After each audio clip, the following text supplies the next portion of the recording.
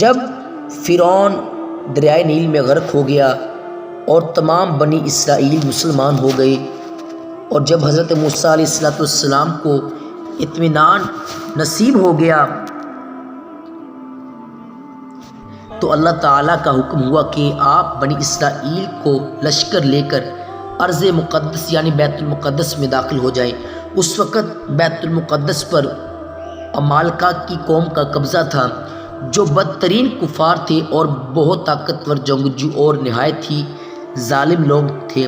چنانچہ حضرت موسیٰ علیہ السلام 6 لاکھ بنی اسرائیل کو ہمراہ لے کر قوم عمالقہ سے جہاد کے لیے روانہ ہوئے، مگر جب بنی اسرائیل بیت المقدس کے قریب پہنچے تو ایک دم بزدل ہو گئے اور کہنے لگے کہ اس شہر میں جبارین یعنی عمالقہ ہیں جو بہت ہی زور آور اور زبردست ہیں، لہٰذا جب تک یہ لوگ شہر میں رہیں گے ہم ہرگز شہر میں داخل نہیں ہوں گے۔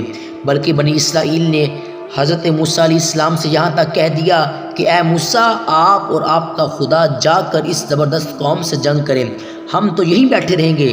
بنی اسرائیل کی زبان سے یہ سن کر حضرت موسیٰ علیہ السلام کو بڑا رنج و صدمہ ہوا، اور آپ نے باری تعالیٰ کے دربار میں یہ عرض کی کہ رب انی لا املک الا نفسی و آخی فافرق بیننا و بین القوم الفاسقین۔ ترجمہ کنز ایمان، اے میرے رب، مجھے اختیار نہیں مگر اپنا اور اپنے بھائی کا، تو تو ہم کو ان بے حکموں سے جدا رکھ۔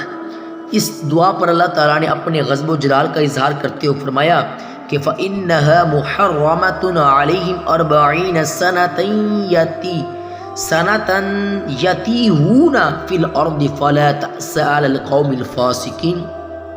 ترجمہ کنز ایمان، تو وہ زمین ان پر حرام ہے 40 برس تک بھٹکتے پھرے زمین میں، تو تم ان بے حکموں کا افسوس نہ کھو۔ اس کا نتیجہ یہ ہوا کہ یہ 6 لاکھ بنی اسرائیل ایک میدان میں 40 برس تک بھٹکتے رہے مگر اس میدان سے باہر نہ نکل سکے۔ اسی میدان کا نام میدان طیہ ہے۔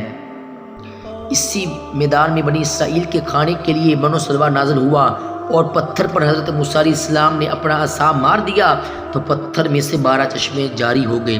اس واقعے کو قرآن مجید نے بار بار مختلف عنوانوں کے ساتھ بیان فرمایا ہے، جس میں سے سورۃ مائدہ میں یہ واقعہ قدر تفصیل کے ساتھ مذکور ہوا ہے، جو بلا شبہ ایک عجیب الشان واقعہ ہے، جو بنی اسرائیل کی نافرمانیوں اور شرارتوں کی تعجب خیز اور حیرت انگیز داستان ہے۔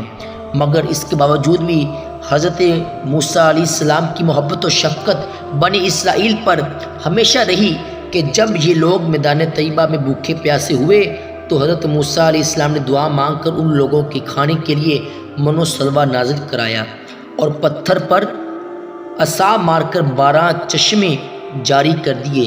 اس سے حضرت موسیٰ علیہ السلام کے صبر اور آپ کے حلم اور تحمل کا اندازہ کیا جا سکتا ہے۔ حضرت موسیٰ علیہ السلام کو جب اللہ تعالیٰ نے فرعون کی ہدایت کے لیے اس کے دربار میں بھیجا تو 2 معجزات آپ کو عطا فرما کر بھیجا، ایک عصا اور دوسرا ید بیدا یعنی روشن ہاتھ۔ حضرت موسیٰ علیہ السلام نے اپنے گریبان میں ہاتھ ڈال کر باہر نکالتے تھے تو ایک دم آپ کا ہاتھ روشن ہو کر چمکنے لگتا تھا، پھر جب آپ اپنا ہاتھ گریبان میں ڈال دیتے تو وہ اپنی اصلی حالت پر ہو جایا کرتا۔ اس معجزہ کو قرآن عظیم نے مختلف صورتوں میں بار بار ذکر فرمایا ہے۔ چنانچہ سورۃ طٰہٰ میں ارشاد فرمایا کہ وَاضْمُمْ يَدَكَ إِلَىٰ جَنَاحِكَ تَخْرُجْ بَيْضَاءَ مِنْ غَيْرِ سُوءٍ آیَةً أُخْرَىٰ لِنُرِيَكَ مِنْ آیَاتِنَا الْکُبْرىٰ۔ ترجمہ کنز ایمان، اور اپنا ہاتھ اپنے بازو سے ملا خوب سپیٹ نکلے گا کسی مرض کے ایک اور نشانی کہ ہم تجھے اپنی بڑی بڑی نشانیاں دکھائیں۔ اسی معجزے کا نام ید بیدا ہے، جو ایک عجیب اور عظیم معجزہ ہے۔ حضرت حضرت ابن عباس رضی اللہ تعالی عنہما نے فرمایا کہ حضرت موسیٰ علیہ السلام کے دست مبارک سے رات اور دن میں آفتاب کی طرح نور نکلتا تھا۔